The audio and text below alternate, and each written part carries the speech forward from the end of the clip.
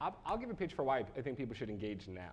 Because I'm going to at least build in that people are here because they find this program interesting and of value, and if not, I'm sure I'll hear about it in Q&A.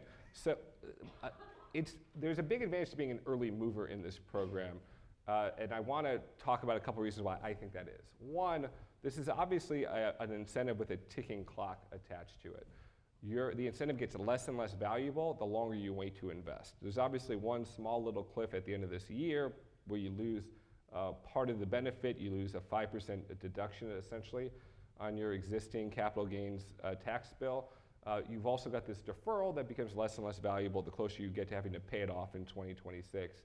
But I think the far bigger issue is I expect this will be a big, very crowded marketplace. And now you've got a unique opportunity, I think, to buy assets in places around the country where assets are still really cheap.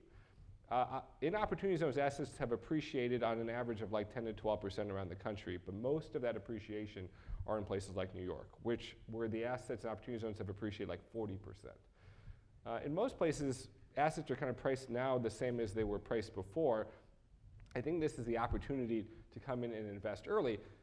And also, this is a time to build a kind of a track record and a brand in a totally new space. This is a very entrepreneurial industry. People are creating brand new vehicles. They're shifting from just doing real estate to doing private equity real estate, from just doing private equity to doing now private equity business or real estate investing, to doing development when they've never done development before. So this is a chance, I think, to build a brand in this marketplace. And I've mentioned that there are a couple hundred funds. I think there are only a small number of those that are viewed as serious players in the market. I think there's plenty of time now. If you look at the big wealth management platforms, the top 10 platforms that control trillions of dollars of capital. So I'm talking about UBS and Morgan Stanley and JP Morgan and outlets like that. They've collectively among them have put, I think, 4 opportunity zone funds on their platform, just 4. And I expect ultimately you're going to see 30 or 40 or 50 or 60 funds on those platforms over the next year or so.